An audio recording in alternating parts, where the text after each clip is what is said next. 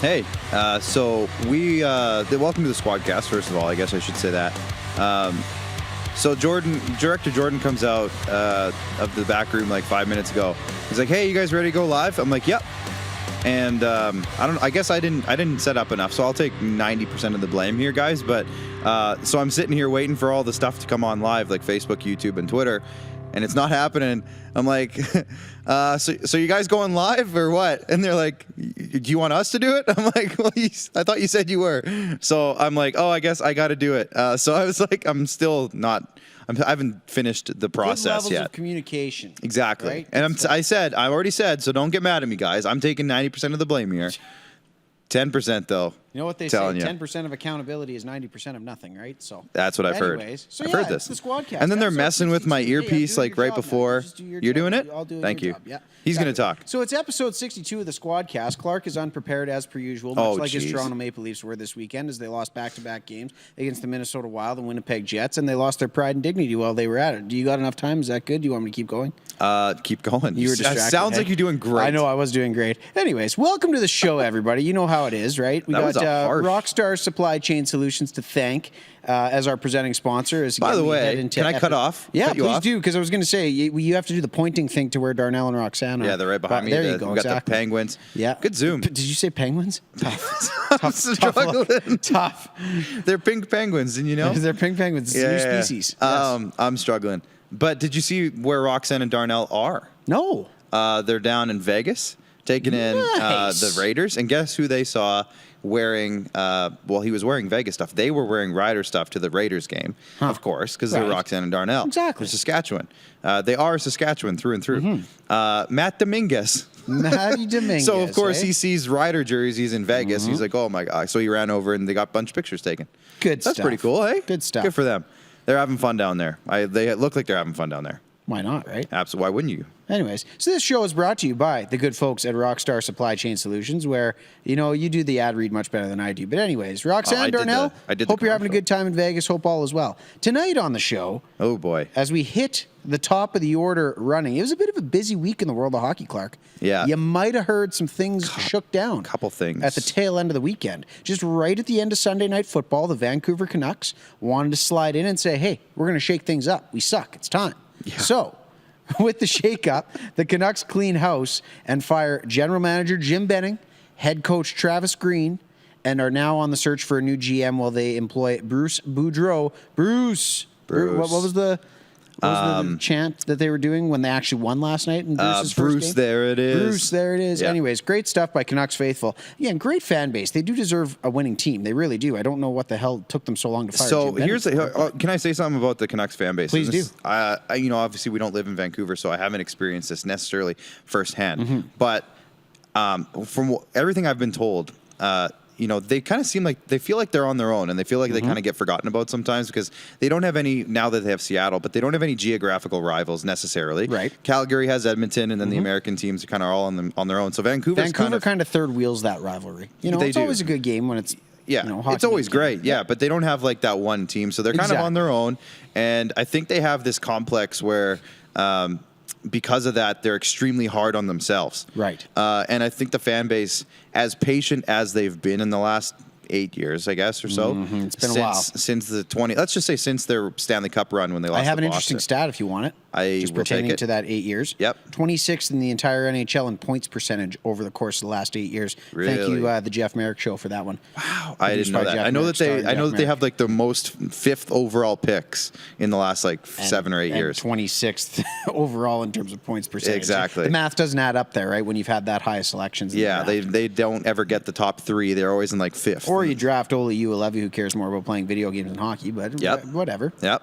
But yeah, so it's a fan base that has, they've been patient, but at the same time, they can be really, really hard on themselves and hard on the team and very critical at times. And, they have some very passionate radio shows and radio call-in shows that I've heard some horror stories about from the media side of it. But at the same time, they know what they want, and clearly the ownership listened a little bit, but they were also getting frustrated with how things were going. And not too long ago, Francisco Aquilini came out and kind of said, like, Jim's fine, Travis is fine, we're sticking with it. We have a team here that we think we can do something with. Not that long ago, he came out and said that, and, just a week or two later, off with their heads for both of them. Boudreau comes in. I know that they have a conglomerate of people trying to figure out who their next GM is going to be. And there's some options out there. One I heard was Mark Bergevin. I was like, oh, no. That's the immediate name that comes to the top of the pile, Yeah. right? But again, we talk about Mark Bergevin, and he just got out of a pressure cooker in Montreal. Does he even want to go into the fire? Does Vancouver want him there? Is the other, like, I'm talking about the market. Well, exactly, right? So that was one thing I heard. I think it was Steve Dangle podcast, and they were laughing about how Mark Bergevin, he's turning gray, he's pulling his hair out, and Still he was jacked. he was working care of out himself physically. He was maybe taking some frustration out in the gym. Yeah, I would say. But there was all these rumors that he was going to go down to the LA Kings, and it's like, this nice market. It's no pressure down there. He's probably an assistant GM down there, so like really out of the limelight. Yep. Oh, no, wait, I think I'll go to Vancouver. Exactly. Okay. Have fun with that. But Instead of being in the snow, I want to be in the rain. I think there's a sense that there's probably a chance that we might see a new name on this one. And we'll see. I mean, I don't know how the Aquilinis are going to want to approach this, because I know they'll be heavy in this decision and who comes in. But there's a guy in Carolina named Eric Tulsky who I think should be right at the top of the list. He's an up-and-comer. He has some really kind of new modern ideas on how to run a team. He's got a lot of analytics, and I know people cringe at analytics, and there's a give and a take when it comes to analytics. You got to balance it out. You have to have a GM said. nowadays where it's a hybrid skill set, right? Yeah. You have to be able to at least look at the analytics, understand what they mean, but also still be able to have the eye test and identify talent. Yeah, and I wonder if there's an attitude there where they don't want to recycle somebody. They want to bring in somebody new to try something different and see how it goes. Because the other name I heard was Mike Gillis. And if you remember, they were chanting "Fire Mike Gillis" just previously to hiring Jim Benning in the first place. So I don't think it's as a situation where you want to just recycle somebody. I would love to see somebody come in there, kind of similar to how what John Chayka did in Arizona. Now I know John Chayka's time ended poorly, didn't go well at the end, but just somebody in that ilk of a younger, fresh mind who has some different views on how to run a hockey team. I'd love to see it personally in Vancouver. I think it'd be really cool. Yeah. We'll see. Well, you look at it though too, right? I mean, at least in the market itself, they're not going to have the restriction of having to have a bilingual general manager. Not to say it's a restriction in Montreal, but obviously they're going with a hybrid run of having Jeff Gordon, and they want somebody to be the face of the franchise that is bilingual, that can speak and address both English, French. But when it comes to Vancouver, I mean, you've really got a wide open field of candidates for this one. And this is the year of the interim GM, right? We're seeing it in Anaheim for different circumstances. We're seeing it in Vancouver for performance reasons, and we're seeing it in Montreal. Two of, if not, the upper echelon markets in the entire NHL, at least the ones with the most pressure on them. So when it comes to this, it's amazing to see the time that's taken, right? There's obviously trust. It's not so much a hierarchy of it's the GM and everybody else anymore. There's obviously some very respected people within their organizations that they say, okay, you know what? We're making a change in the top position, but that doesn't mean that all the work's going to fall by the wayside. We trust the people in our hockey ops departments to be able to do the work until we find the right person to lead us into the next generation. So it's just funny to see, I guess, how much time is being taken. Because if you look at 5-10 years ago, it was your GM was out and then you had a new one lined up ready to roll, right? There was always an assistant ready to fill in. Exactly. There was always somebody ready to go, right? It was never the slapping. It was always the interim tags went to the head coach, which we'll get to next. But when it comes to the GMs, right, it's never been the interim GM. So it's just funny to see how long teams are taking. They want to make the right decision. So when it comes to Vancouver, it's going to be an interesting one. But I mean, at least they're off to the right foot in the Bruce Boudreau era, as it were, getting a 4-0 win last night. And hey, Brock Besser scored a goal. Vancouver fans, he needs rejoice. it so bad. Yeah. And that's one thing that Boudreau, just to give him 100% credit here, he's done that in the past. He finds ways to maximize offensive talent, and I think that's kind of the perfect scenario for the Vancouver Canucks right now, because who's struggling? It's Pettersson, Hughes isn't, Besser, JT Miller's not finding the right teammates. JT Miller is still putting up almost a point per game this season, but it's not clicking fully. Horvat needs to get going still. There's a lot of Podkolzin, and I'm just naming all their forwards now, but there's a point where you need to look at these guys and say, we need these guys to be our ride or die. We don't need to shove them on our third line. And I think there's an aspect to Boudreau where I think he's going to just, run these guys, run your horses. And I think hopefully it'll be good to see them be an exciting offensive team, because that's Vancouver at this point should be a young, fast skating, quick passing offensive team. And when they're not, it's not good for the entire league, honestly. Yeah, and it came down to a few things. I think when you look at just the style of play, that they're not fast enough. Couldn't keep up with teams that were even average speed in the NHL, getting beat by everybody, not physical enough. And you look at the D-Corps, right? I mean, it's been a bit of a struggle for a couple of years now. Just because you bring in Oliver Ekman-Larsson doesn't mean that that's going to just automatically make you a bona fide contender of a team on the defensive side of the puck. So it's just, there's a few, I guess, very glaring issues just from the hockey side that we'll see if Bruce is able to fix. But I mean, they have enough talent there, right? Like you said, you look at his resume, he's coached some high octane offensive units from Washington to Anaheim when they had Corey Perry and Ryan Getzlaf. You look at his time in Minnesota even too, right? Where we've always said that Minnesota somehow is just a bunch of guys. Yeah. Bruce Boudreau found a way to get some offense out of that group too. So it's just kind of funny how the turntables, and I mean, we all saw it in his first press conference. It's great to have Bruce back in the league. Did you watch him skate onto the ice at practice? No. He couldn't find an edge. His skates weren't sharp, and he was scrambling like Bambi out there. First day back at work, guys. Didn't have time to make good sharpeners. Sorry about that. Seriously. Yeah. You want to move on to the Flyers? Sure, we could. Why not? Right? So the Flyers joined the fray, and this is actually there's a rumor out there that Vancouver jumped on Boudreau because they heard that the Flyers were firing Vigneault and Alan Vigneault, and they were worried that they were going to try to scoop Bruce. So Vancouver said, we got to get it done. We got to get Bruce in here. That might have hastened the process, honestly, of the whole firing in the first place. But Alan Vigneault fired in Philly as Mike Yeo steps in as the interim tag. Vigneault wore out his brotherly love in Philly in the midst of a 7-game losing streak. Nice one, Max. Nice one. Good one. Yeah. So Mike Yeo, as probably he's most famous for getting fired in St. Louis when the year they won the Cup. He was the coach there when St. Louis was last in the league. They fired him. They brought in Craig Berube. Does he still get a ring? I don't think so. Fair question. He should, but he doesn't. Craig Berube comes in, and the rest is history. They won the Cup that year. So Mike Yeo is there. He's clearly the quickest one to just kind of fill in. He has head coach experience. Ton of experience, exactly. Yeah. And we'll see what he does there. I don't know if they're going to make him permanent or not, but Philadelphia, the beginning of the year, they were 6-2-2. And they've just fallen off completely since then. Yeah. That was the first 10 games. They've played, 14 or 15 probably since, 13 or 14 since. And they just haven't been putting it together. They got great goaltending at the start of the year, and they've been getting, okay goaltending, but they've gotten injuries. Your boy Ryan Ellis got hurt. Tons of injuries. The lineup just wasn't clicking like it was at the beginning of the year, and that gets people fired. Does this not scream bring in John Tortorella? In Philly? Yeah. Why not, though? The three names I saw were Rick Tocchet, John Tortorella, and Jim Montgomery, who got fired in Dallas a couple years ago. Yeah. I would love to see Tocchet or Tortorella go in there and just kind of fire everybody up.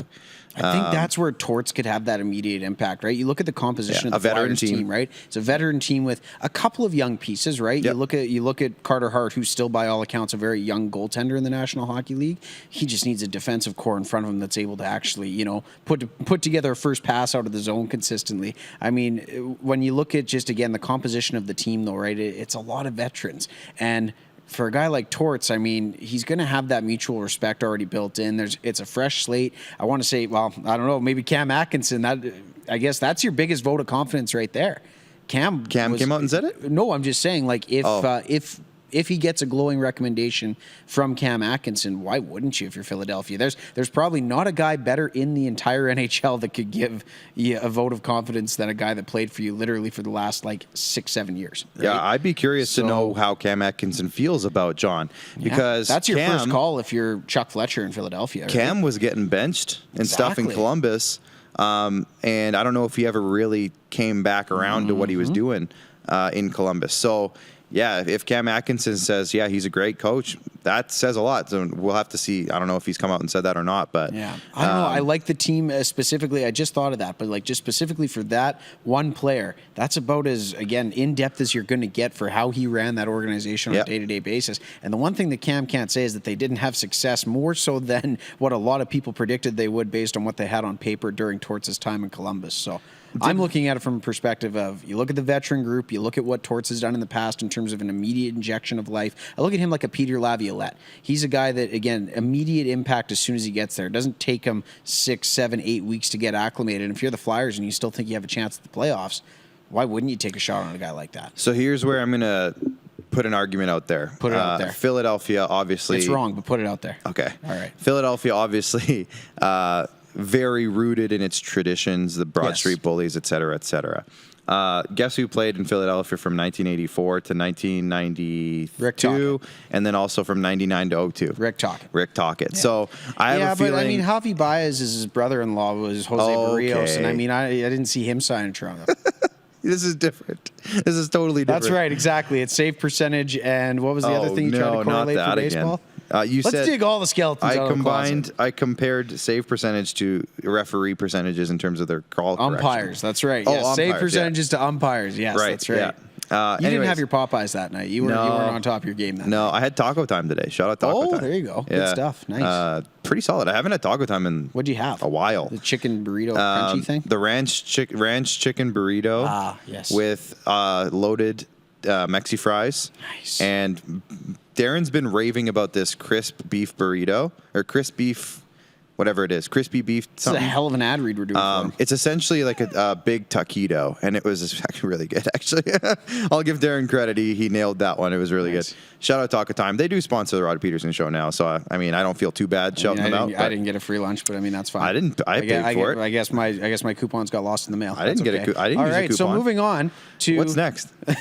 What did everyone else have for supper? Drop your supper in the comments right now. Yeah, what'd you have? I haven't eaten yet. So also, Eastern Canadians apparently don't use the word supper very often. It's dinner.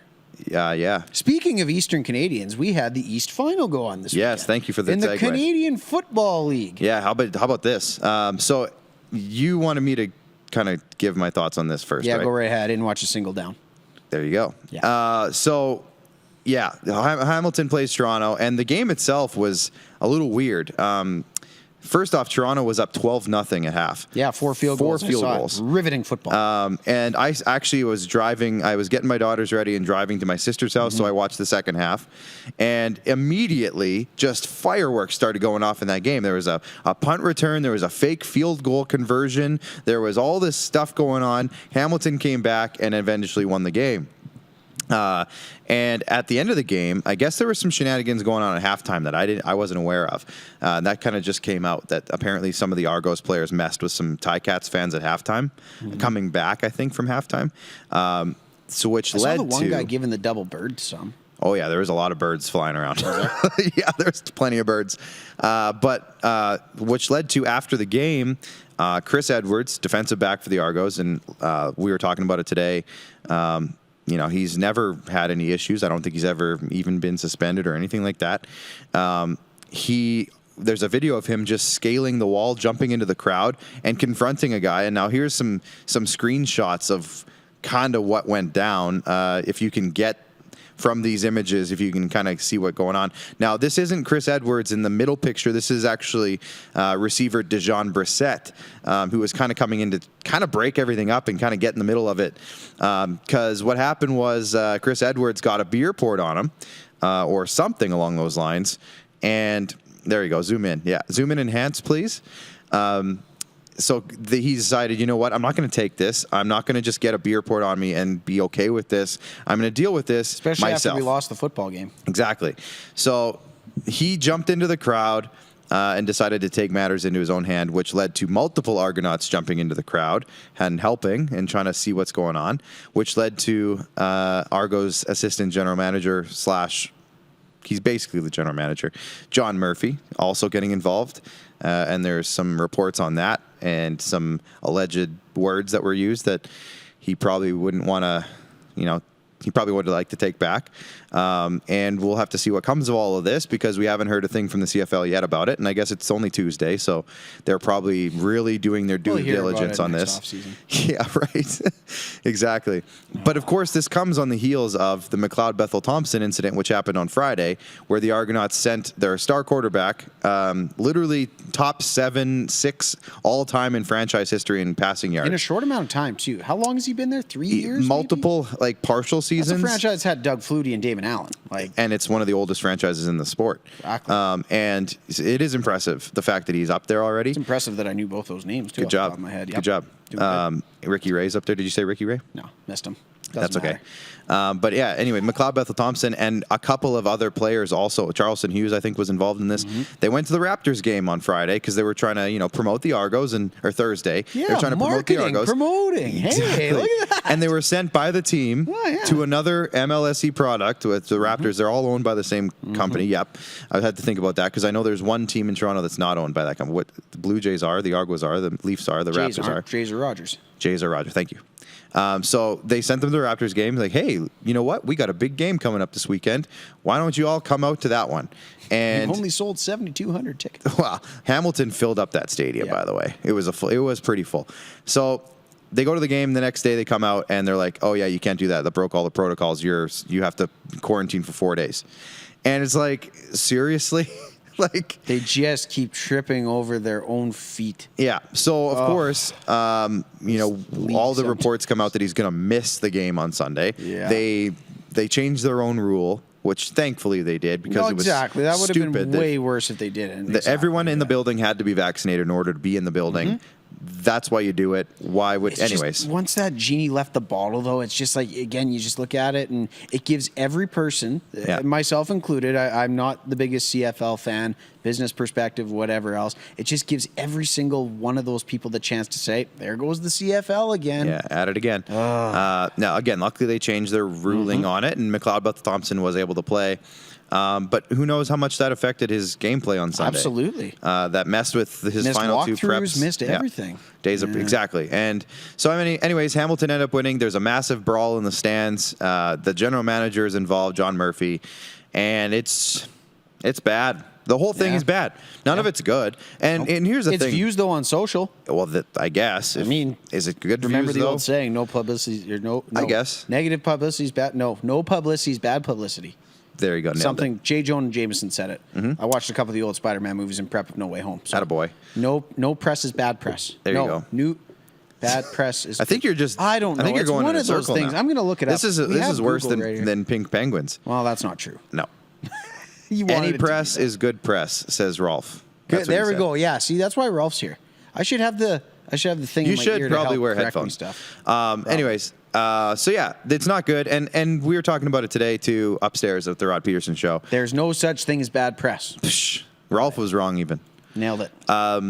But we were talking about it today, and it's really a lose-lose if you're going to be a fan who decides to do any of this. It's a lose-lose because you look like an asshole. I'm saying it, and then the player has to either decide to just take it and be disrespected, or do something about it, and then everybody loses again even more. Exactly. And it's just a stupid situation, honestly, that the Argos now are stuck in, and they have to deal with this. And somebody's probably losing their job. Multiple players might even lose their job or get suspended from so many games, and these guys are already getting, screwed money-wise anyways. So it's just such a stupid thing, and it was all incited by some stupid fans. I'm just going to say it. And it sucks that now these players and the team has to pay the consequences. Moving on, speaking of teams and players paying the consequences, look at the segues today. Man, this has been this is all negative. Nothing good. Single thing. Is anything After good last happening? week, we had some good stuff to talk about, and now it's just all negative. The Leafs are up 3-1. Columbus just scored. So, they're winning. Columbus literally just scored as I clicked over to watch. Let's check some comments, too. Oh, Nick Lewis. It was two different fights. They had beers thrown on them as they were walking into the locker room. The other was going into the stand. So thank you, Nick, for the clarification there. Because that is important. There was two separate incidents. So that context is key. Context is key. Thank you, Nick. And then Alan did say, what's your opinion on McLeod Bethel Thompson and the TSN camera guy? Did you see this? No. So shortly before the fight incident, TSN camera guy is just doing his job. He's trying to show some Argos players as they're sad and walking off the field. And McLeod Bethel Thompson pushes the camera out of his face. And then the camera guy says, oh, excuse me, please, don't push me. Or I don't know what he said, but I have a camera, and if I drop it, it's going to be expensive. Exactly. And he, so anyways, he backed off, and then he came right back in and tried to get another shot as McLeod was high-fiving or not high-fiving, handshaking a guy or hugging a guy. And he, again, pushed him out of the way and said, get out of my face. I just told you to. Something along those lines. I'm sure other words were said. Right. And yeah, it's just, now it's a bad look for him again. And it's like, it was a night of bad looks, honestly, and it's just unfortunate that any of it had to happen. And McLeod, MBT was probably just like, you know what, I'm feeling like crap right now. I just had a really weird weekend. I just lost a big game that we had a chance to win, and I'm really frustrated. And it didn't come out at the the right way. And knowing MBT, because I've talked to him, we've had him on our show. Knowing him, he's not the type of guy that I don't think would do that on a regular basis. So the fact that he got kind of stuck in that situation, and now this is like a thing that he has to deal with that he did. It's just tough. It's tough all the way around, honestly. Yeah. So there he is. We got people coming in the back door. Everything's going on. This is great. Alan Lee responded to our supper question. He said hamburger and fries, homemade hamburger and fries. Good stuff. Good stuff. Chad Isaac had a poutine. So there you go. We got some people chiming in on their suppers. Nick Lewis says a guy jumped the rails to the player walkway, and that's when Murph got involved, John Murphy. Gotcha. So again, Murph was just defending his players. And of course, he's the Papa Bear. He's to go in and defend his guys. He doesn't want his guys getting in any more trouble than they have to get into. And then he gets stuck in a crappy situation. Yeah. So again, I think not good headlines, unfortunately, going into the Argos offseason. No, I think, Nick, you'd agree. I think it's just a lose-lose. Everybody loses in this situation. The fans look bad. The team ends up looking bad because of it. And we'll see what comes of this. It's just, we're going to have to see. But speaking of players and stuff, as I mentioned, in teams dealing with consequences, the MLB lockout is among us. What happened to the Riders this weekend? You kind of glossed over that one. Oh, right, the West Final. They lost. They lost. The offense sputtered. They had 6 turnovers, 5 in the first half. They ended up getting 17 points off of that. Not good enough. Duke Williams had a catch at the end of the game that I don't think it was. Nick, actually, if you're watching. I was going to say, no better person. That wasn't a catch, right? That wasn't a catch. It just wasn't. It hit the ground, right? I'd love to hear, Nick, what your thoughts are on this. I mean, unfortunately, though, you win the turnover battle 6-1 and lose the football game. 6-2, but 6-2, either way. Okay. Yeah. Regardless, one of them was at the end of the game, so it was basically 6-1. Nick can probably speak to this. That's a tough way. You can't lose that game. You can't have 5 turnovers in the first half and lose. You can't. Because that's the narrative going in, right? It's already David versus Goliath in the sense of just what the Bombers accomplished during the regular season versus the Riders. And you win. Nick says not even close to Not even close. There I knew it. Nick caught a lot of balls in his career. Yeah. He's a good guy to ask. He's literally the reception king. There you go. Exactly. And Nick also just goes on to add, very much a lose-lose. The whole CFL year was a loss. So yeah, it's tough. But yeah, the Riders lost. Again, they had a crazy interception right at the beginning of the game. A fumble in the end zone, basically. Drew Wolotarski. They had all sorts of turnovers. And, sorry, what was that, Jordan? I know. We just talked about it. Not even close to a catch. We mentioned it. But anyways, so yeah, it was not a good enough performance from the Rough Riders and the Bombers. Did they deserve to win? I'm going to say probably not. But the Riders just didn't perform at all. Yeah, you got the fact of the matter is, right, and I never played the defense game, performed. Defense, exactly. That's what I heard. The defense performed admirably, but to have the ball come back your way 6 times and only score 17 points in the game. Yep. Is Cody Fajardo your quarterback? Is yes. And now I'm gonna. I know that's the hot take, Harry. But that is the hot take, though. That's the conversation. And of course, we're in Saskatchewan, so we're the Vancouver of the CFL. That's right. Even though Vancouver has a CFL team. Yeah. But that is the conversation. Is the people are questioning, everything right now. Of course, in Saskatchewan, because that's what we do. We're questioning the quarterback. We're questioning Jason Moss as offensive coordinator, the offensive line, the receivers. I haven't heard a lot of people calling for Dickinson's job, though. No, you're right. That's a good point. I haven't heard a whole lot of that either. But I will say one thing, and I know my cousin Jamie, if you're watching, he was like, hey, are you going to talk about the Riders' offseason needs tonight? And I'm like, no, I'm not. If we're going to talk about the CFL offseason, we'll do it later. For sure. But Sheridan Davis, for example, but who replaces Fajardo? There you go. If you get rid of a Cody Fajardo, which you don't, you have to replace a Cody Fajardo, which you probably can't. Matt Dunnigan. He's on the market. I mean, there's quarterbacks out there. Hamilton's got Jeremiah Masoli, Dane Evans. They've got two guys. Right? When you got a surplus, maybe one of those, or maybe I don't know who you get, but Trevor Harris is probably going to be available from Montreal. Sure. Vernon Adams, maybe, I don't know. But either way, I don't think Cody's going anywhere. Everyone's just really mad right now. It's a tough day. Yeah, it's a tough day. And that happens in every market. Yep. It's not just Saskatchewan, but it's every market, every sport. Exactly. Max Ritz. No, he doesn't replace Cody Fajardo. No, not at all. No. I got a better beard than Cody. That's about it, though. Yeah, you're right. That's about it. I don't think I've ever seen him really with any facial hair even. Yeah, exactly. See, he doesn't even compete. No, not close. This is what it is. That's a no contest. Yeah. We got to talk about the MLB lockout really quick because we got Andrew Gosling coming in from Hoop Life next, and he has some stuff he wants to talk about.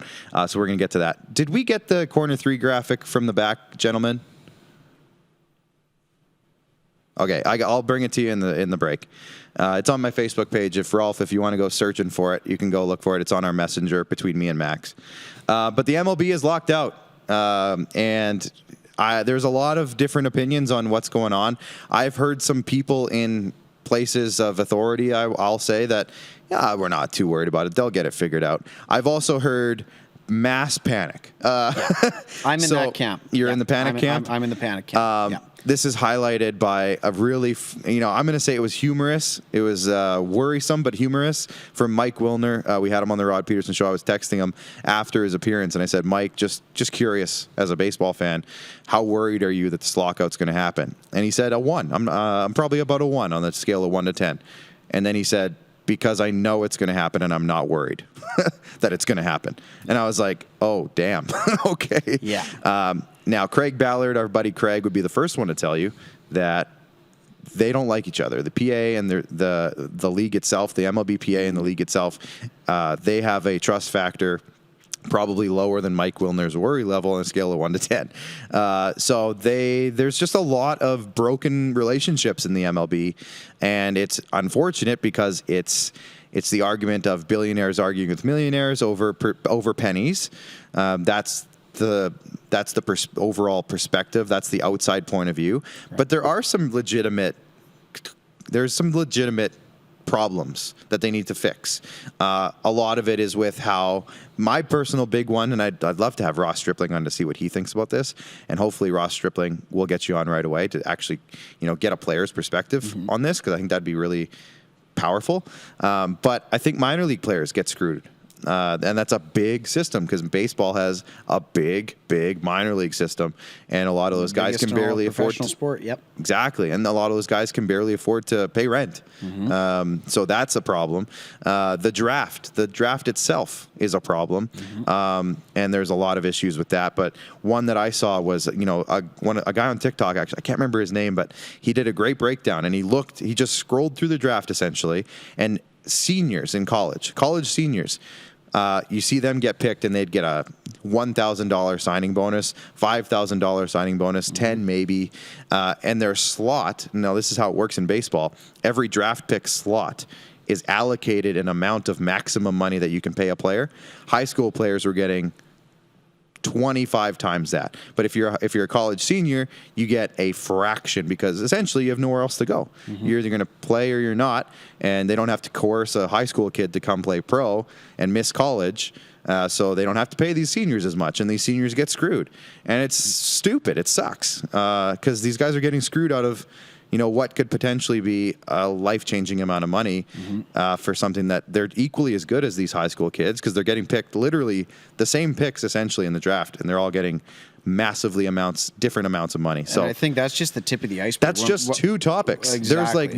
There's like 25 things that they're trying to figure out. The other part of it too, especially when it comes to a labor negotiation of this magnitude, right? Like when the two sides aren't even willing to get in the room together to sit down at the table and have a meaningful discussion about how long the two meetings were. Oh, probably 37 minutes in total of duration? I think the first one they didn't even have enough time to cool down your first cup of coffee and have it. Like it's just... I heard a report that the first time that the two sat down for an official meeting, they left within 30 minutes. They all left the room. Yeah. And the second time, 7 minutes, like you said, 37 total minutes.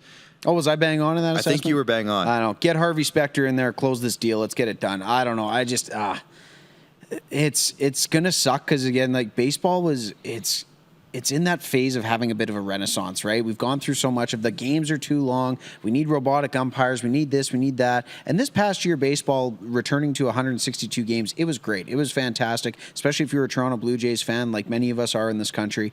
It came down literally to game 162. And then you go out and you see the Atlanta Braves being the underdog story, winning a world championship with a lot of Jays ties, this, that, and everything else. Like baseball's, it's on the upswing in terms of momentum, and a lockout and a delay to the season, all it does is kill that momentum. So I'm hoping that they can find a way. But if, again, like I said, I stopped being a little bit of an idealist before the show, I was telling you. If I'm a bit of a realist, this might be a bit of a prolonged, dragged-out affair. And you kind of said it best, billionaires versus millionaires. I'm siding with the millionaires here. They got to get it figured out, and they got to do right by the players, because the players have been taken advantage of for a long time. And I'd love to just build on that point. They signed the agreement, but still. We're talking like every player is a millionaire, and there's another aspect of all of this where young players are being controlled way more than they probably should be, and they're getting almost, compared to some of the big boys, almost no money for the first 7 years of their entire career. And for a lot of players, they don't even get to the 7th year, and they have no opportunity to earn more because of how it's structured right now. And when we are talking about billionaires arguing with millionaires to how to divvy up pennies, I feel like that's a little bit of a misguided quote in terms of how the players are. There is some players that make some damn big money, like Max Scherzer. We just set a record before this lockout. I get was it. enacted, I get it. Yeah. Like there are some guys making massive chunks, but that's a small percentage of the league, I feel like. We could honestly spend an entire show on the lockout and just kind of break down the nuances, because, again, that's just the tip of the iceberg in terms of the issues that are plaguing why they can't even sit down at a table together. There's so much mistrust. There's no trust, really, at this point. And first you have to build that bridge. Then you have to walk across it. Then you have to get on the field and actually play baseball. It's going to feel like a long winter, but it's going to be really short by the time we get to spring, and potentially are looking at no baseball. So, yeah. Salary cap is another one. I think length of contract is another one, like the 14-year contracts. That's hopefully we get Ross on soon, and we can maybe dive deep into it. We got to talk to Ross. Anyways, make sure you guys are asking us anything throughout the evening, because after our next guest, we want to hear from you. We want to hear your topics, your questions, your concerns. What do you want us to talk about at the end of the show here? Because we're going to open it up to you guys a little bit. I see that we have some people checking in on Facebook. We got some YouTube viewers. So make sure you guys are chiming in and letting us know what you guys want to talk about. After the break, you're gonna sit in with Andrew? I'm going to chat with Andrew, yes, Andrew and Max are going to rap about the NBA. So when we come back, again, we're going to talk basketball, and then we want to hear from you. So get those questions in now. We'll see you in 2.5 minutes. Does this look familiar? Your fans deserve an incredible arena experience. It's time for an upgrade. Stunning graphics. Revenue opportunities are just the beginning with our in-venue display systems and scoring technology. Let us help you find the best solution for your facility. EDG, always delivering the best fan experience. Here's how your business can be a part of Canada's fastest growing sports talk show. All you have to do is contact us, and we will tell you all about the dynamic and exciting marketing opportunities we have, utilizing a fully integrated 360-degree multi-platform. Imagine your business seen and heard across Canada on Game Plus TV and around the world on the Rod Peterson Digital Network. You will use one of the most overused expressions in sports. You gotta be kidding me. Get your business involved. Contact the Rod Peterson Show today. Everyday hoop life.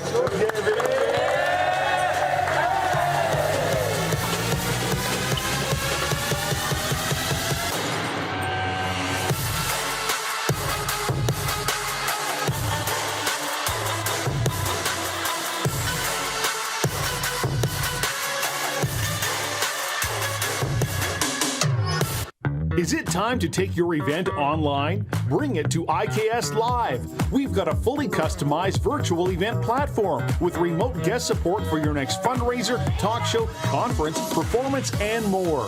IKS Live offers live streaming to Facebook Live and YouTube and pre-recorded capabilities, both in our studio with green screen available and on location with pre-production and post-production services.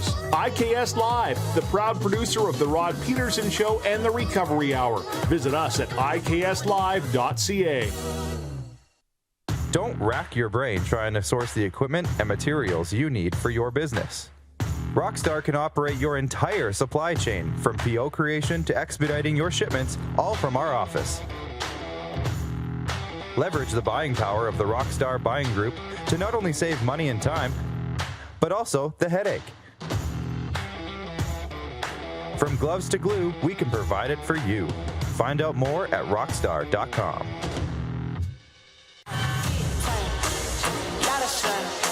Smoky in the air, it's a lot of fun. Big time, big time, big time, big time.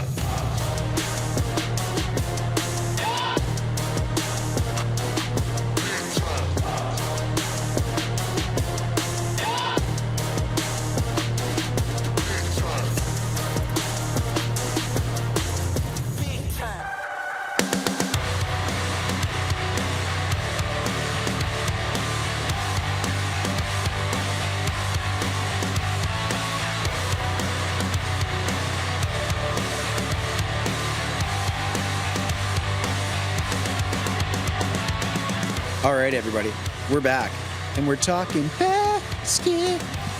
Did I nail that? Right? That was like Mike. Hell right, isn't yeah. it? Oh yeah. I literally, a kid today in our game looks at me. This is his first game. He's brand new to the league. Yeah. As his first game, just joined our team. Looks at me halfway through the first quarter, and he's like, "Man, I gotta pee." And I'm just like, Calvin Cambridge is calling for a bathroom break.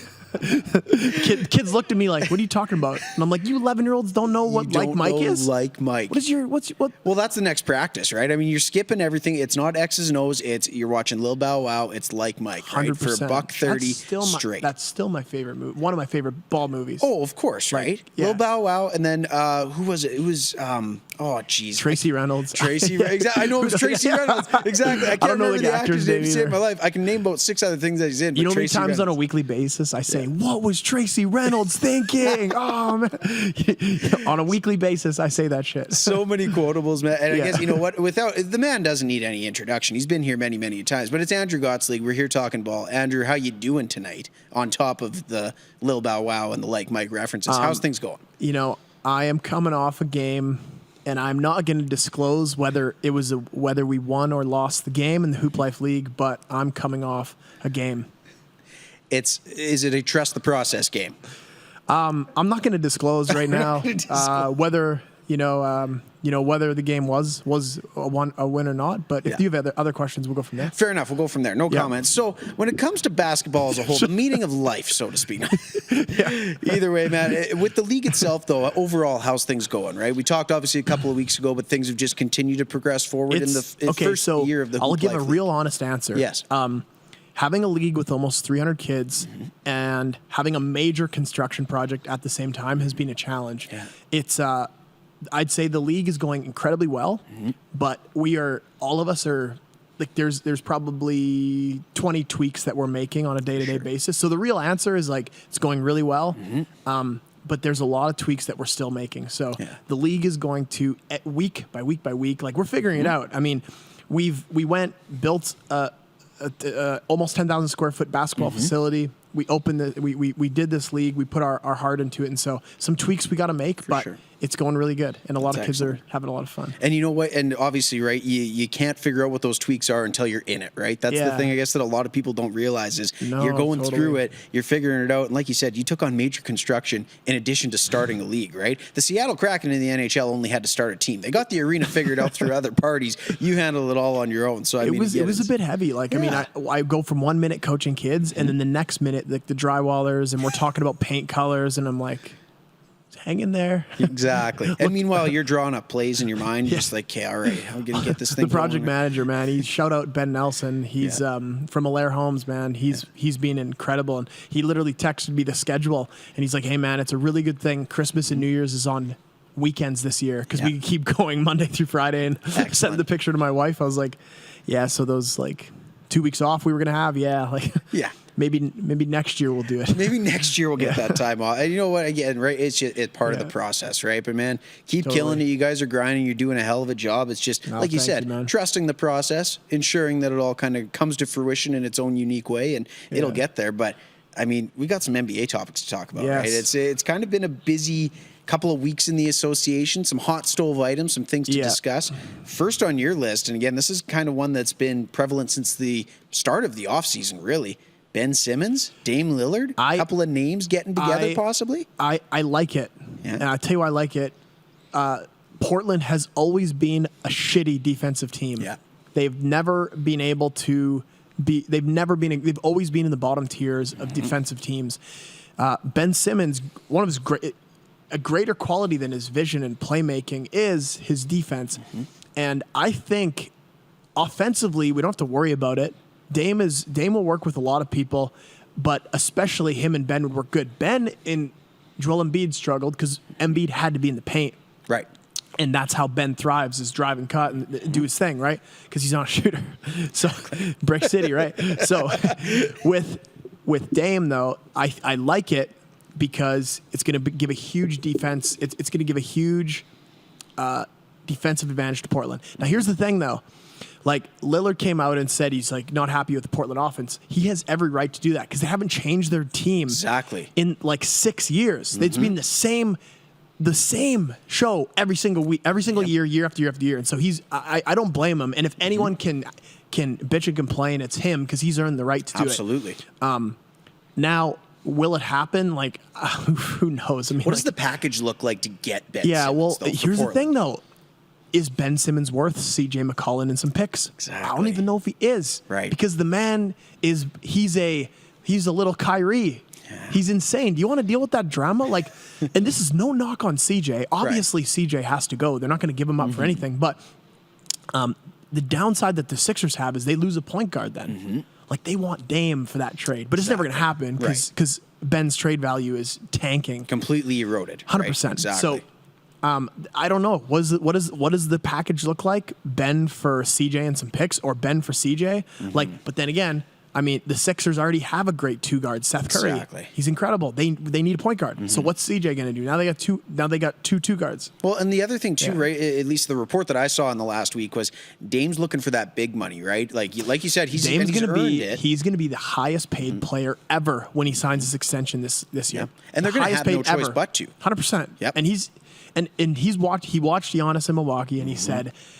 like, let's give it a whirl. Yep. And so I don't know. Yeah. We'll see. Do they need a whole lot more than Ben Simmons to fix things in Portland, do you think? Like, they've never been able to crack it. And this is when we could segue into the second topic, For sure. which is Steph is the MVP. A little more of a positivity. Yeah, we're going to go negative, positive, negative. That's and then we'll go into. But the thing with the Warriors is they make it look so easy. I know. Now, right? I know Steph's the best shooter. We know it, but LeBron's the best player. Exactly. And the Lakers suck. The Lakers are ass right now. They're absolute garbage. And the Warriors, sure, Curry misses a season. They tank, get Wiseman, and then Now they're back to the best team in the world. Exactly. Like they make it look easy, but what the part that no one sees is the addition of Jordan Poole and how he fits with the team. The addition of Gary Payton II, and how that fits with the team, and the way that credit is to Steph because he's incredible. He's an incredible playmaker, incredible shooter. Steph literally dribbled past half court, pumped his head up, and 2 guys jumped.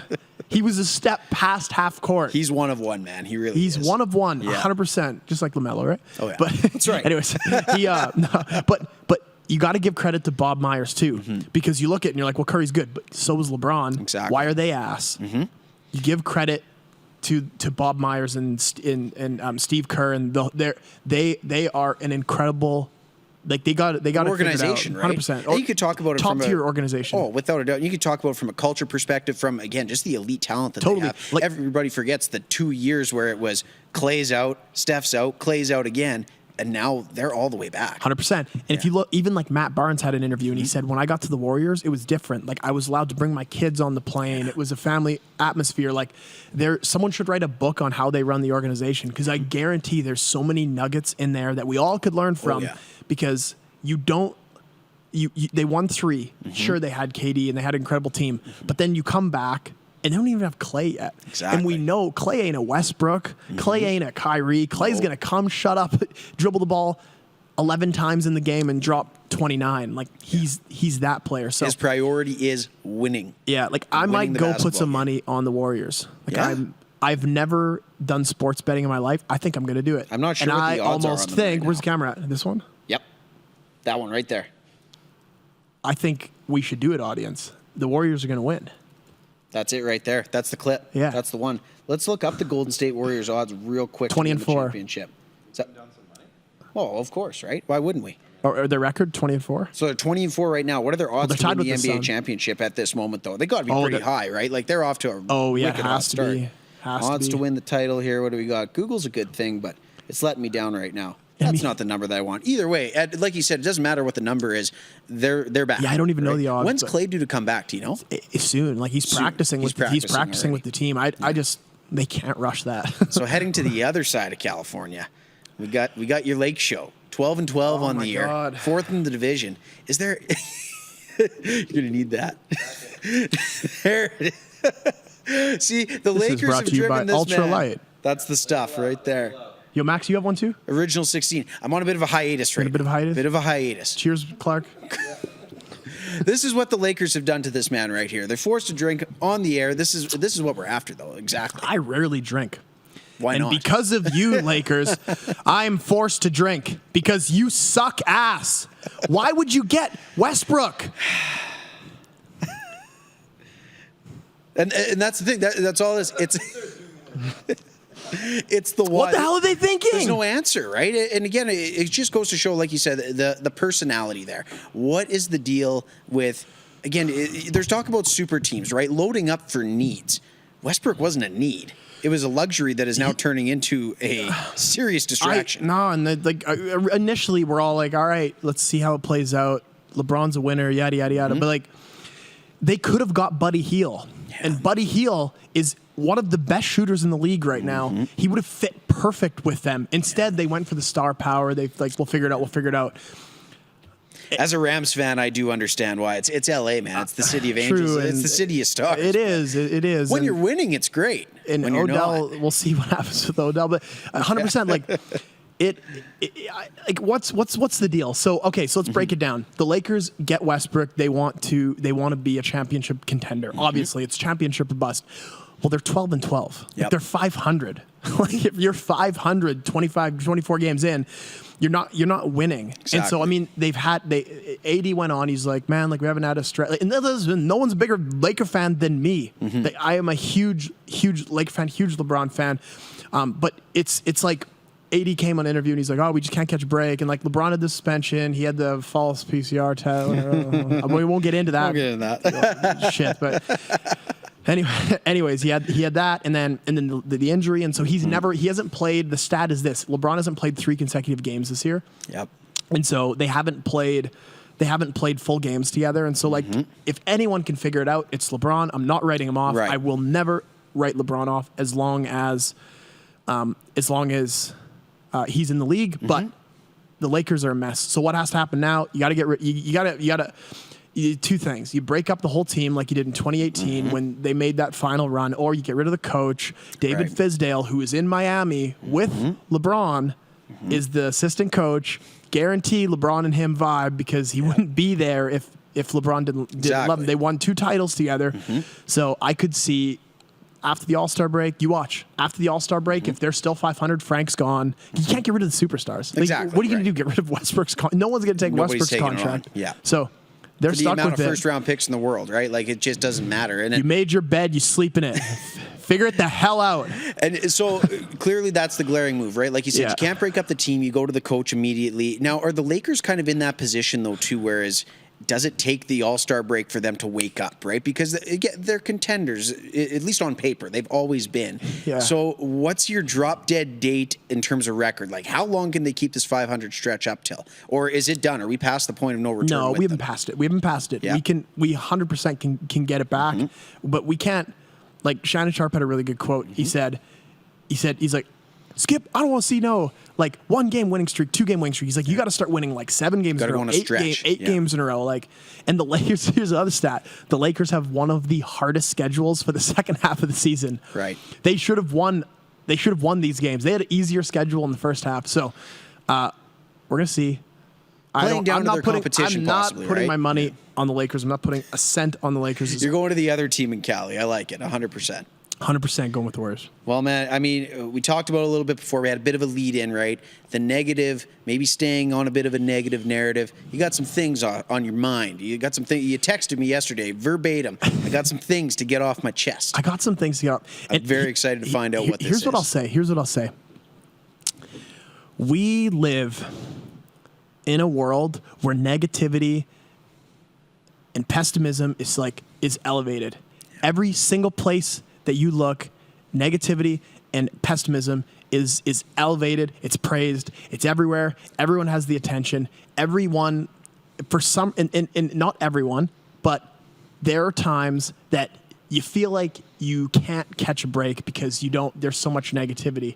And so lately in my life, I've been around a little bit of negativity lately, and it's one of those things that we all go through these cycles of being around it.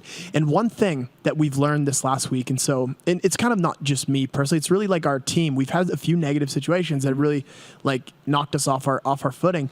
And the one thing that I think is so important is that negativity is always loud. Turn on the news, negative. Turn on this, negative, negative, negative. Positivity isn't celebrated ever, which you don't see it ever. It doesn't get clicks. It doesn't sell. And it's easy to think that your world is the negative. There's a book called Focus on the 90, which talks about 10% is when in your business, the 10%, or in your life, I don't think it's really relevant on both fronts. 100%. Yeah. The 10%, the negative, a lot of times can seem like the 90%, but you need to refocus. I mean, like we've even had like we invest every cent we have. Yeah. We put everything on the line for the Hoop Life Center. We have people come in and complain. And it's just like there's moments and there's times that negativity hits and you have to decide, is this the reality I want to live in? Do I want to live in this box where I'm consumed by negativity? Do I want to live in this box where I believe that everything around me is negative? Or do I want to get out of that box, throw the box away, and realize the world that 90% is really positive? And a lot of times it's so damn confusing because we can trick ourselves into thinking that negativity is really how the world is, and it's not.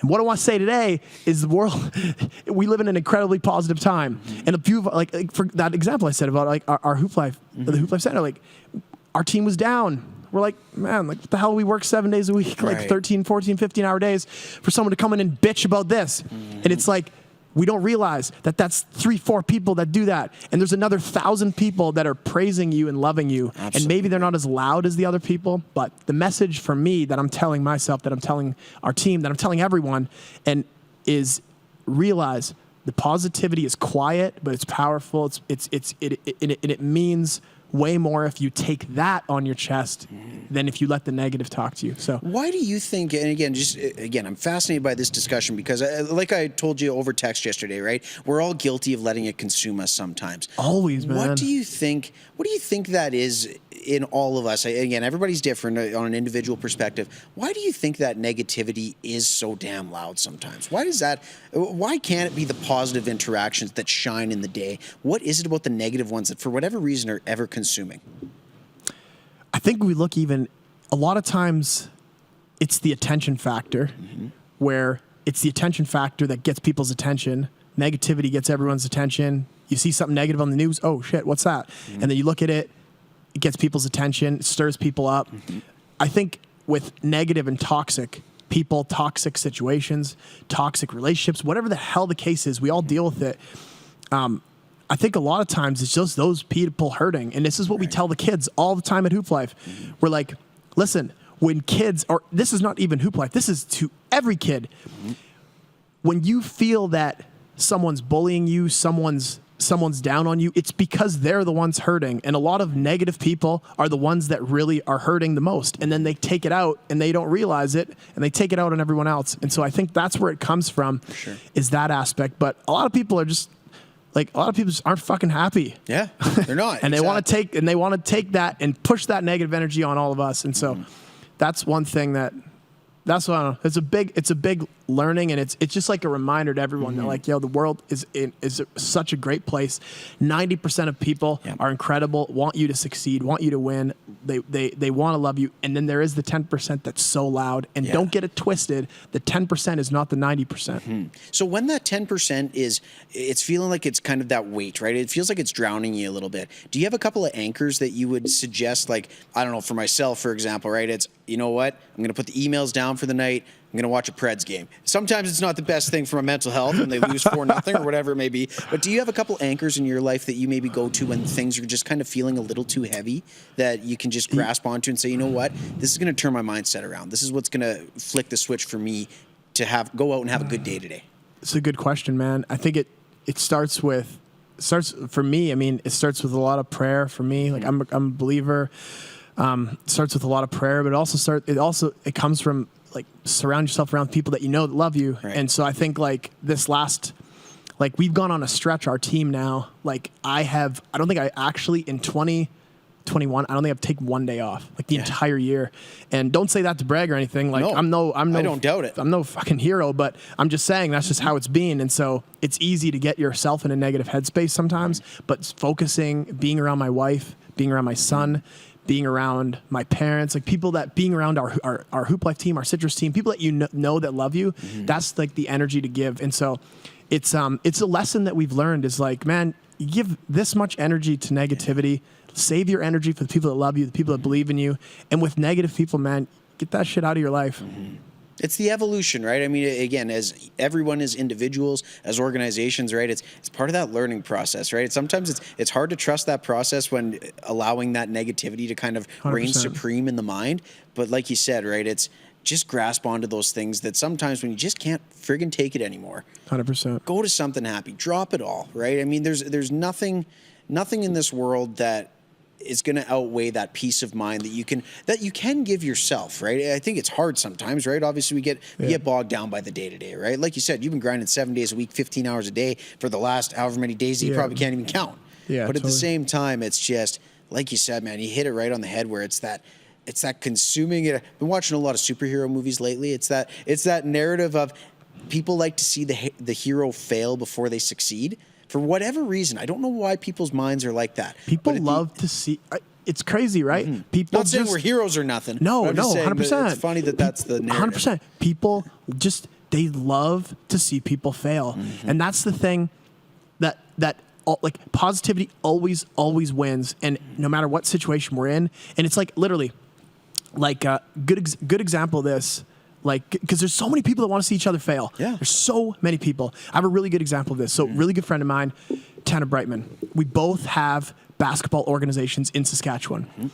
This is a relationship. That's my brother. That's my dog. I love Tanner. And I've had people, not saying direct, this has nothing to do with Tanner, but I've had people say, like, oh, you got to make sure, like, you hold those trade secrets in, like nothing to say not about Tanner, just in general, in business general, like, oh, like, well, you make sure you guys just beat that competition. People always ask, who's your competition? Who's your competition? It doesn't matter. And so back to the Tanner thing, it's like, no, man, we are here with each other. We are here to grow basketball and to grow each other. We're young entrepreneurs. We're here to help each other, be there for every step for each other. I was literally talking to someone in the basketball community, and they're just like, wow, I'm like, surprised how like open you are. You're just telling us all this stuff. And I'm like, yes, there's zero reason for me to hold anything back. If I try to hold things back and not want people to succeed or not this or that, it's at the end of the day, I'm the failure. Right. It's like everyone can build a tall building. Exactly. Everyone can be successful. So that's like one example. But it's like, I think when we hold it back, we try to be negative, we try to be a dick, it doesn't work. No, exactly. Yeah. And I mean, ultimately, at the end of the day, and it's so funny why people don't understand that there can be room for everybody to succeed, right? It just doesn't seem like that. I don't know. It's maybe the chip on the shoulder that some people have. Some people have felt done wrong by in their lives or whatever it may be. And it's just funny how there's always that guardedness to them. And in whatever their projection on you or your organization or your business is, it just is. It's amazing to me how, again, right, sometimes only the 10% can see what the 90 need to, 100%. Right? It's that there's room for everybody to be successful, to be happy in this world. 100%. Just got to let it in, right? 100%. And I'm telling you, when you give up, when you give up what, you know, when you hold back and you're like, whether it's in business or life, you hold back in a relationship because you don't want to get too close, whatever. Right. You hold back in business. You don't want to give your secrets away. You don't want to tell your competition. You will 100,000% fail every time. Yes. Back to the Tanner thing. Tanner and I, we share information all the time with each other. How can I help you, brother? What do you need? Exactly. How can I help you? How can we help each other to do this? And since that, I'm telling you, both him and I have had nothing but success the last 12 months. Yep. And that is one little example, but it's something that in everything, relationships, business, whatever the hell it is, it's positivity wins. Being open, honest with each other, it wins. It's almost Christmas time. 'Tis the season for positivity, right? 100%. Maybe that's the New Year's resolution for a lot of people in our audience, a lot of people just around, right? Positivity. Let it reign supreme in 2022. Give happiness a shot, right? I think sometimes we all need a reminder of that, especially the last couple of years. Totally. What everybody's gone through. And it reminds me of a show on a quote on a TV show that I just heard when it comes to the business side of things, right? It's as we grow older, we realize that we'd much rather have friends out there than enemies. Holy so what can you shit. do to make So friends true. out there, right? And it sounds like you're embodying it from a perspective of, again, not just basketball, but a business mentality. Just keep it up, brother. Just keep doing your thing, man. And at the end of the day, this might have been one of my favorite conversations we've ever had on this show. It's just nice to have that open dialogue, that conversation about something that truly, it's about sports, it's about life, it's about everything in between. So I appreciate the time, brother. Man. Appreciate the chat. We'll definitely do it again soon. 100%. And, man, all the best, all the continued success from our team to yours. Again, man, positivity. Let's just all give it a chance, right? Hell yeah. Awesome, Thank you, brother. Thank you, man. Well, that segment was brought to us by our good man and his team at Hoop Life, Andrew Gottsleague. And also by Ultra. Drink Ultra. And Ultra as well. Our good friends at Original 16. Make sure you check out Hoop Life, guys. Camps, sessions, the league, apparel. They got it all. Squad 10 at checkout. Anytime you do it online, that's the one that you want to hit. Make sure you go check out everything that Andrew's got going on. And heck, even competitors in the province of Saskatchewan that you're near and dear. Tanner Brightman, his organization, go check it out. But again, Andrew, thank you so much for the time tonight, brother. Hope we got a chance to get everything off that chest, and man, just keep rocking it into 2022. I might just hang out here with you guys, man. Why not? Slouch back in this Why chair. not? Have me an Ultra. We haven't even talked about Scotty Barnes yet. Oh, we haven't talked about Scotty Barnes. We haven't. Raptors, beasts.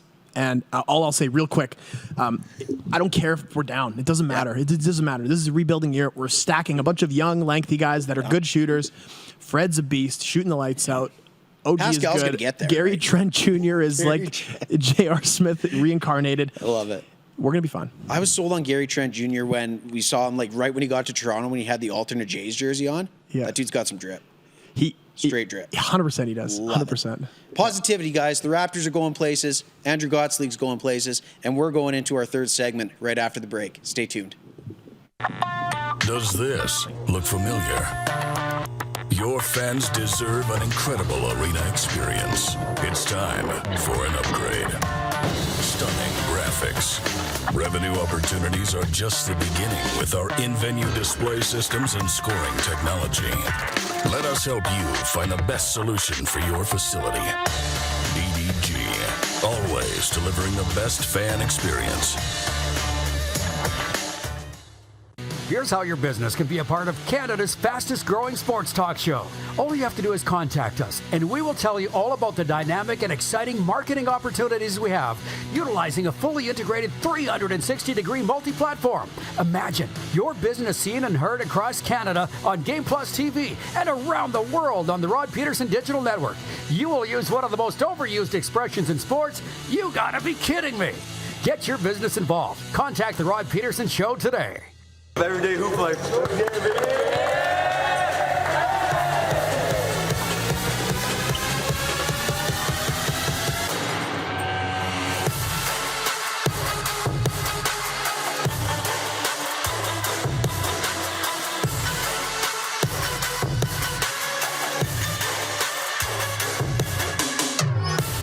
Is it time to take your event online? Bring it to IKS Live. We've got a fully customized virtual event platform with remote guest support for your next fundraiser, talk show, conference, performance, and more. IKS Live offers live streaming to Facebook Live and YouTube and pre-recorded capabilities, both in our studio with green screen available and on location with pre-production and post-production services. IKS Live, the proud producer of The Rod Peterson Show and The Recovery Hour. Visit us at ikslive.ca. Don't rack your brain trying to source the equipment and materials you need for your business. Rockstar can operate your entire supply chain, from PO creation to expediting your shipments, all from our office. Leverage the buying power of the Rockstar buying group to not only save money and time, but also the headache. From gloves to glue, we can provide it for you. Find out more at rockstar.com. Lot of sun, smoky in the air, that's a lot of fun. Big time, big time, big time. Big time.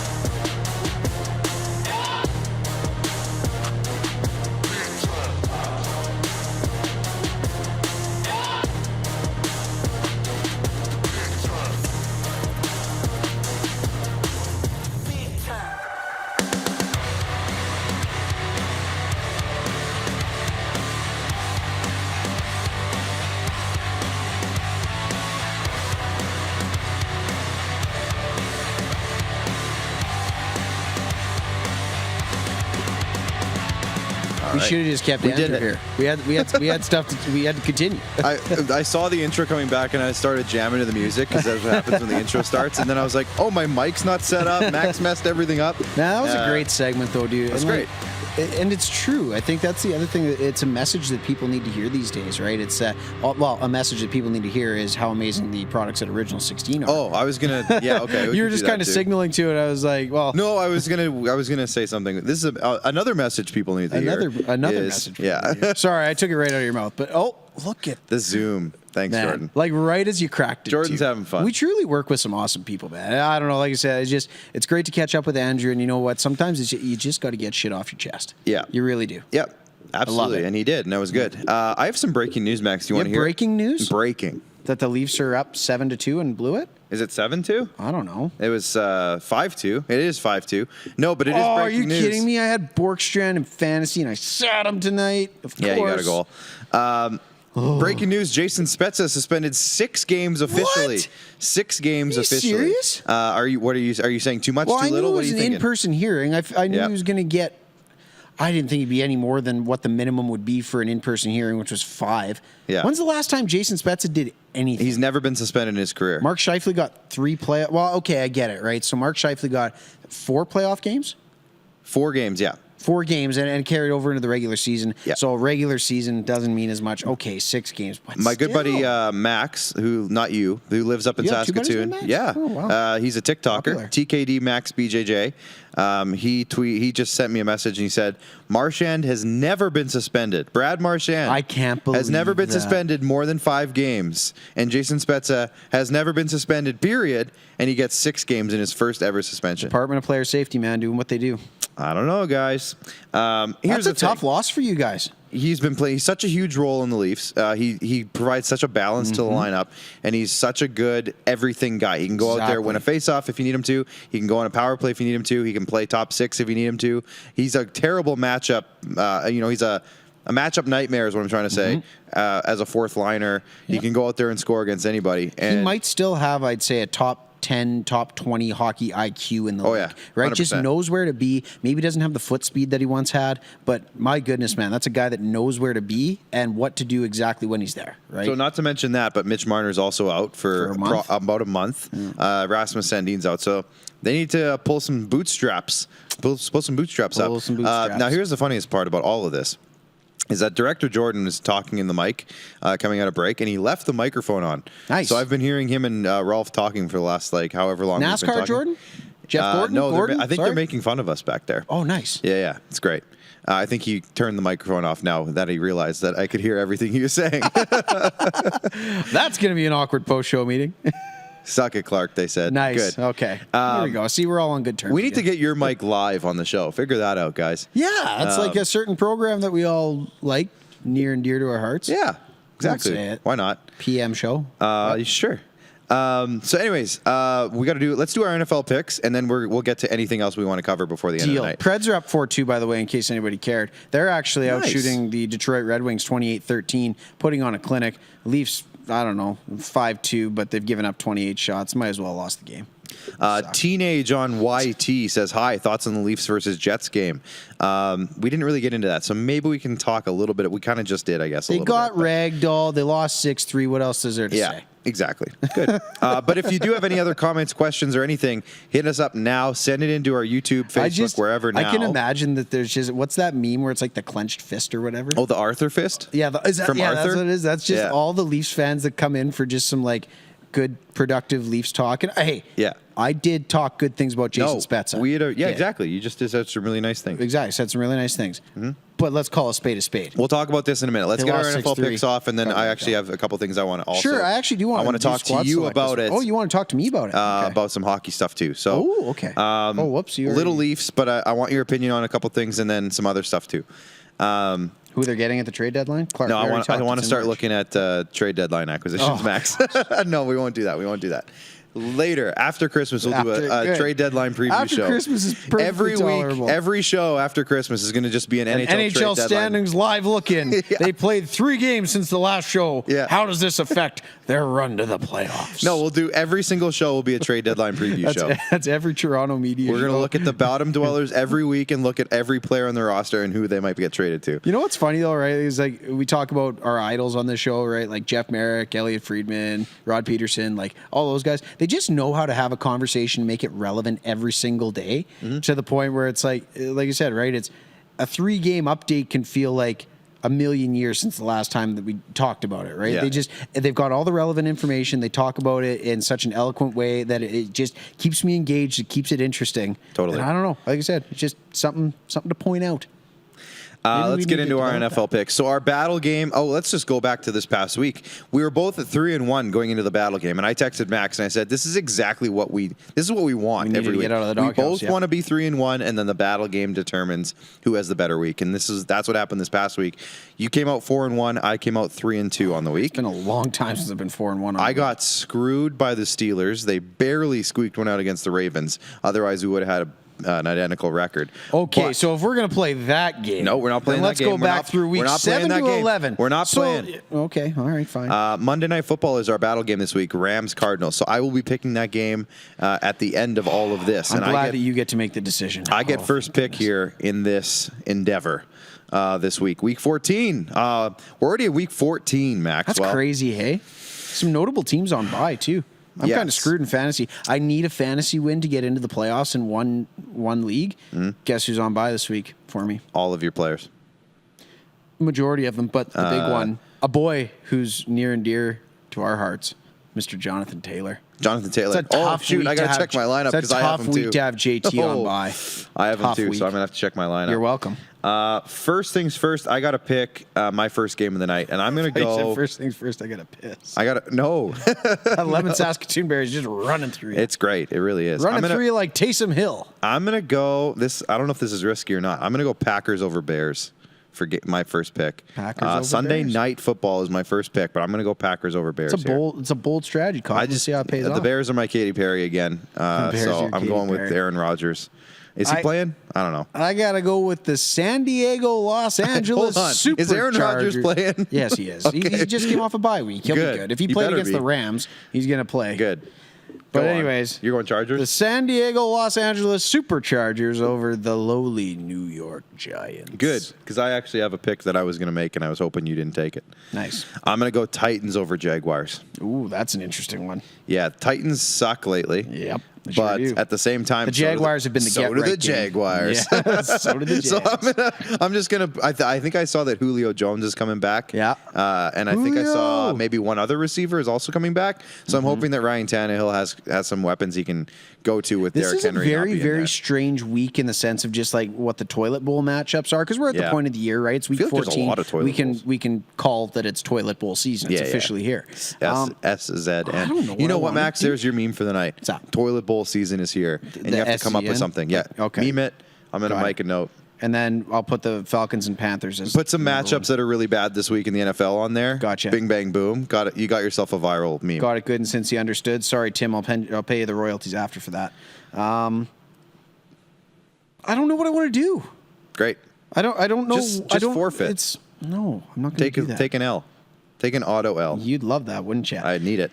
What? Yeah. How many? I'm up 3 games. You're up 3 games now, yeah. 3 games. Because you're up 2.5 games because you. How's that possible? Oh, I have the tie. You have that. Oh, yeah. How's that possible? Because I have the tie. Right. Okay. Come on, man. You even picked the tie. How do you not remember? Okay. Chiefs over Raiders. Chiefs over Raiders. Chiefs over Raiders. Chiefs Okay. over Raiders. Good one. That is an interesting one for sure. Chiefs over Raiders. I'm going to go with the boys over my favorite team to hate, the Washington That's football where I was team. looking, but I was like, oh, man, Taylor Heineke's got the Washington football hate 'em. team just winning some I greasy know. football games. And I lately. hate it.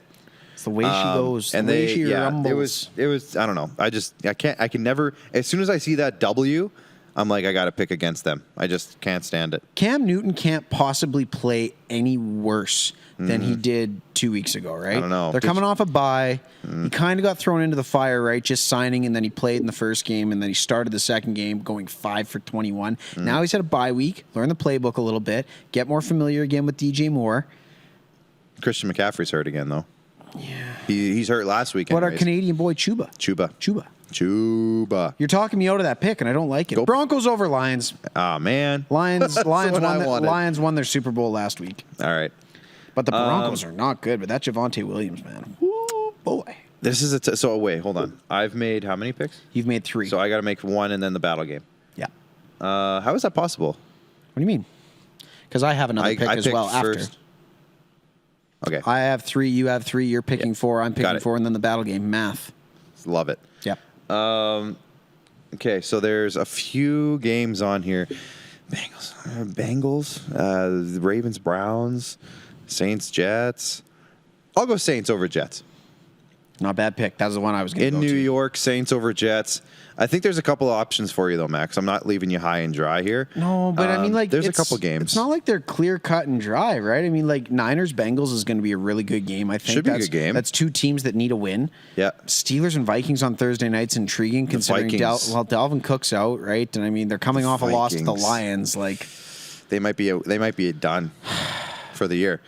They might really, lose out the rest of the year. hooped themselves in the NFC playoff picture by losing that game to the Lions. And again, Dalvin Cook's out.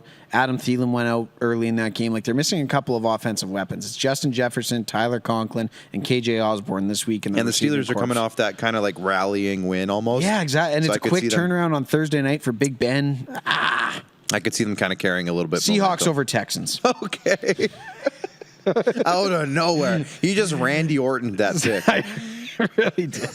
It's one of those ones where the Texans just got embarrassed. They literally didn't put up a point, and the Seahawks had a huge win against the Niners, give the Rams a little bit more separation. Again, that was big. Yeah. But yeah, the Seahawks, the Dirty Birds from Seattle. Let's go. I have a feeling the Seahawks could win a few games though at the end of this year here. And they're getting, a little bit healthier. Russ is getting stronger and stronger. He came back a little early from that finger injury. I Yeah, think there's a I lot think of he people that pushed would it. agree with that. Yeah, exactly. He put, and like in a season where, The writing was kind of on the wall. If you're going to go with 3 games with Geno Smith as your starting quarterback and go 1-2 like in the NFC West, I think Russ should have probably just sat out a couple extra weeks. But I mean, he's going to get traded to Denver in the offseason anyway. Oh, is that so? Yep. I like it. Exactly.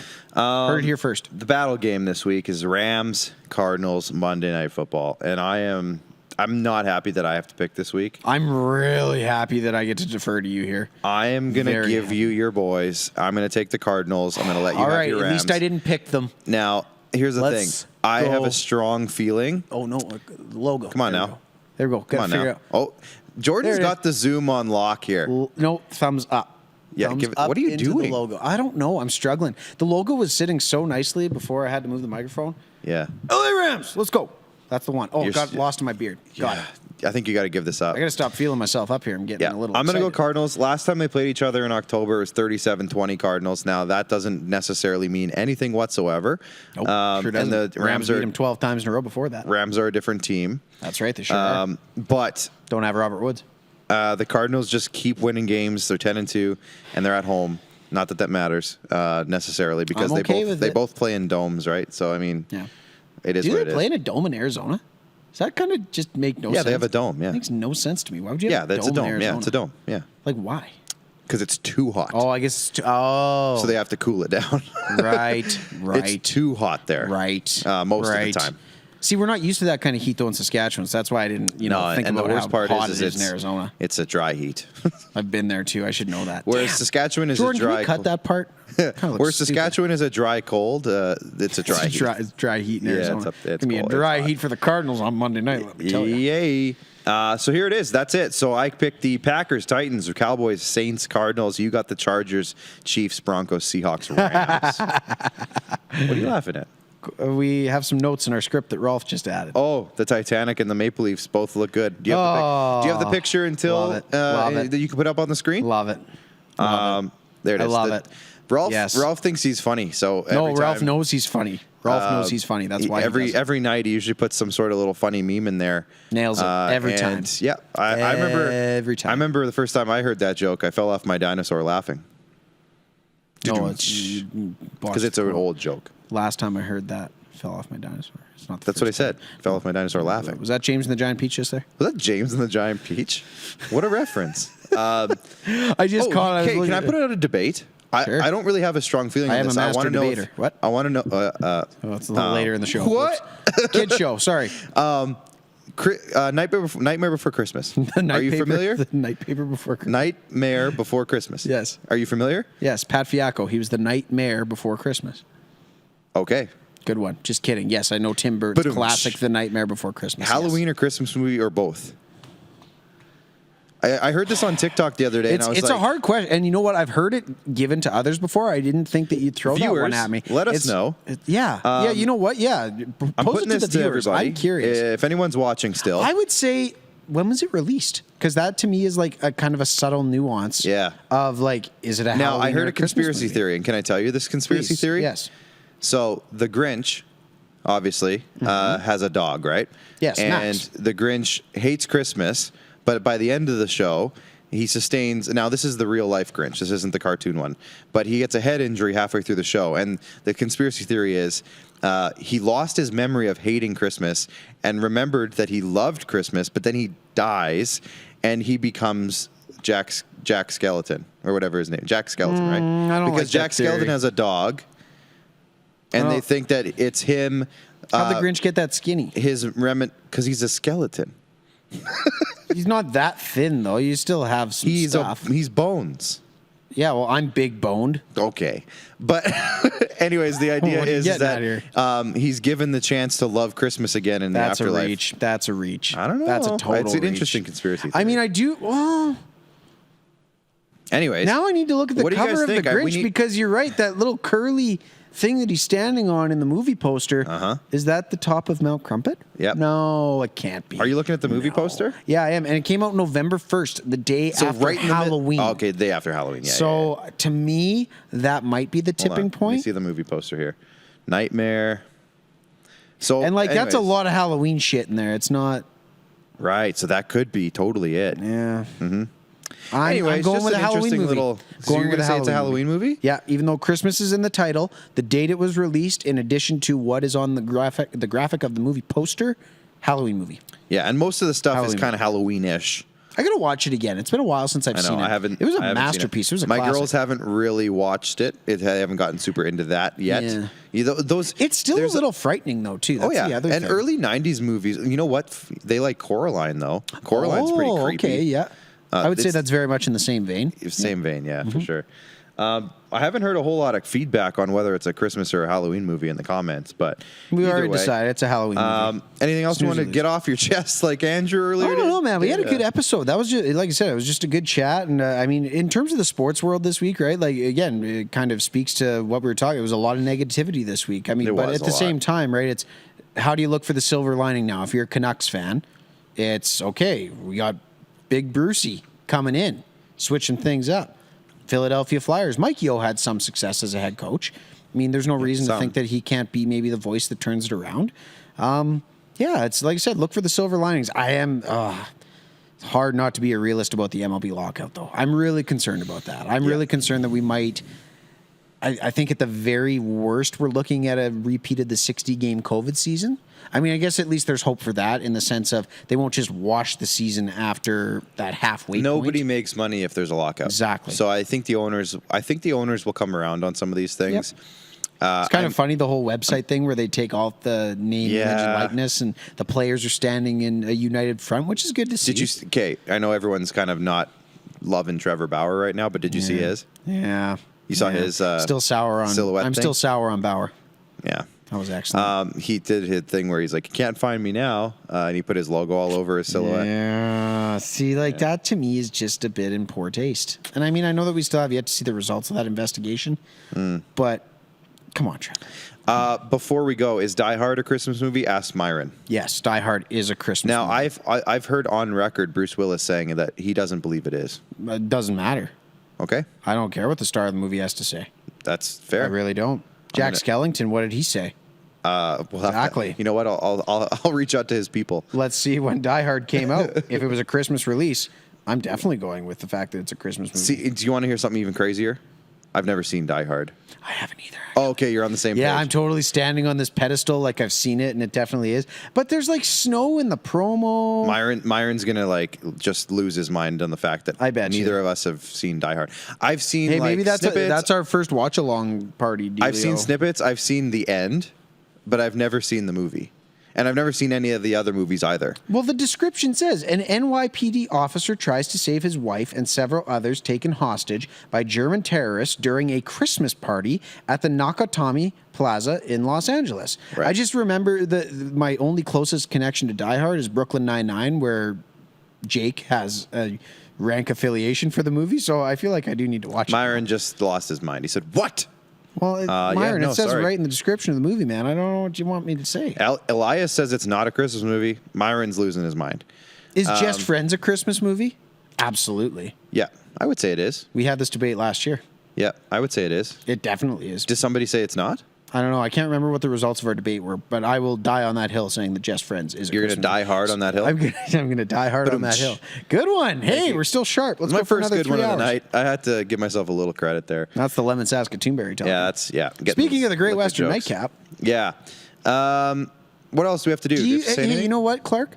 You were so kind to me as to ask, did I have anything I need to get off my chest? Clark. Thaddeus Monroe. What?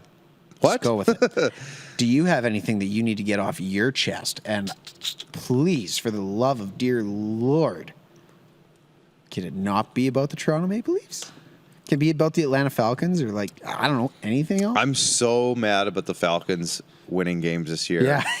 I just wish they didn't do that. You're a hater of the positives. Yeah, stop winning. Stop winning There's no games. point this year. We all knew they were going to be bad, and now they're 5-7, and they have the same record as the Panthers. They have the same record as the Saints. If they win this week, they're in second place in their division, and it's pointless because it's just straight up pointless because the Buccaneers are there, and they're not going to do anything against the Buccaneers. So what's the point? I just think it's so. What do you dumb. mean the Buccaneers are where? They just played them and beat them 30-17. Yeah, but they're not going to catch. The Buccaneers are 9-3. Oh, you're meaning for the division. Yeah, the Buccaneers are 9-3. Got it. The Yeah, Falcons exactly. are You're 5-7. right. Yeah, It's pointless. Yeah. The fact that Matt they've Ryan's won auditioning. Yeah, the fact that they've won 5 games is just it's ridiculous. It's asinine. But let's get back to the Leafs here. Jason Spezza, I'm going to come out on the record and say that I'm actually okay with the suspension. And this is going to be, some people won't like this, but Pionk got 2 games, and his was a hockey play. And yeah, knee on knees are never great, and they're usually avoidable to an extent. But at least his was a hockey play. Spezza came off the bench, straight up head hunting for Pionk, and drove a knee into his chin, which went then off the ice. And that's clearly Malicious. It was clearly intentful. And, it's just one of these things where I think the league had to crack down on this retaliation before it happened. Now, what I will say, though, is it could have been avoided. Just before this happened, Pierre-Luc Dubois was ragdolling Austin Matthews, yes. But Matthews didn't do a single thing in this back and forth. And It's kind of holding the stick. Dubois was throwing him around. Matthews was just like, okay, whatever. And Matthews, it was a 4-on-4. I think that was the problem, though. penalties. I think that might have been it. Is like Matthews was like, yeah, whatever. Matthews is a big guy. He could stand up for himself in that situation. He could I get that he throw was. Dubois through the glass. We'll never know. But he could. How will they know? How would they know? But my Sorry. problem is that the referees didn't call that, and then immediately didn't call the thing on The fact that wasn't a penalty at all was Pionk ridiculous. Sandin? The Pionk Or Sandin. the Dubois? I'm talking the Dubois Matthews they thing. both got penalties. Yeah, it shouldn't have been coincidental. It's like, like I said, Matthews was holding his stick. It was highly aggressive behavior from Dubois, though. I don't know. Maybe a 4 and a 2? Can you do a double minor for roughing versus a 4 and a 2? Give Matthews something. Give Dubois more. Give him an extra one. Yep. Double minor or something. Yeah, based on how the incident played out. And again, right, if you're Matthews, what was the score in the game at that point? Was it 4-3, 5-3? That was at the point where I think it was 5-3 at that point. 5-3. So he's still trying to win a hockey game. He's trying to be smart. I think it was 5-3. But he just comes off as a giant wuss. Anyways. Yeah, it comes off, but at the same time, it also comes off as Dubois did that 5 minutes later when Nick Ritchie tried to fight Dubois. I know. And he did the exact same thing. And I do genuinely and then he immediately looks at the referees and is like, what are you going to do about this? You just did this to Austin Matthews, and now you're getting mad at Ritchie for doing it to you. Time to call up Rich Clune. I'm okay with the suspension is what I'm trying to say. Is Clune coming up? Not yet. For Spezza? Here's the thing. Why not? Spezza's out, Marner's out. Or no, not Muzzin Clune. Is it Rich tonight. Clune? I meant Kyle Clifford. Curtis Gabriel could also Curtis come up. Gabriel, yes. I wouldn't hate that, actually. But they don't play the Jets until March, so it's a ways away. Yeah, exactly, yeah. Ways away. Do they play him in Toronto, too? That game was in Winnipeg, It will be right? in Toronto, Yeah. yes. All right. Yeah. I mean, it's Toronto. It's not like you got that much of a home ice advantage. But by March, it might be pretty crazy if they're doing good. But yeah, anyways, I'm okay with the suspension. I'm very interested to see. How the Leafs fill out their lineup over the next stretch of time. blew it tonight.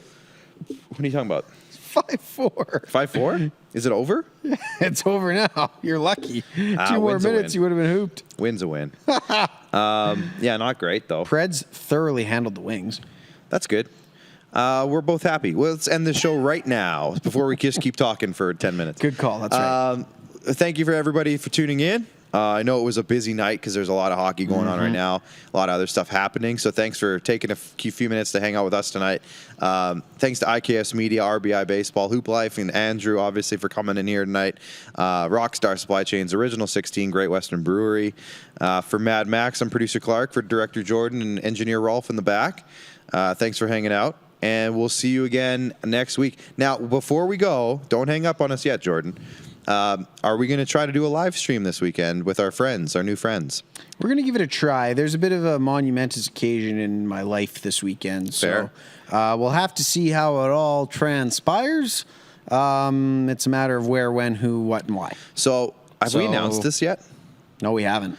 We're in the process of partnering with a new YouTube channel called the Hockey Podcast Network. And with that, one of their big things is they love doing live streams of games. And they wanted us, after our live stream a couple weeks ago, they asked us if we wouldn't mind joining up with their crew and maybe live streaming a few games for them.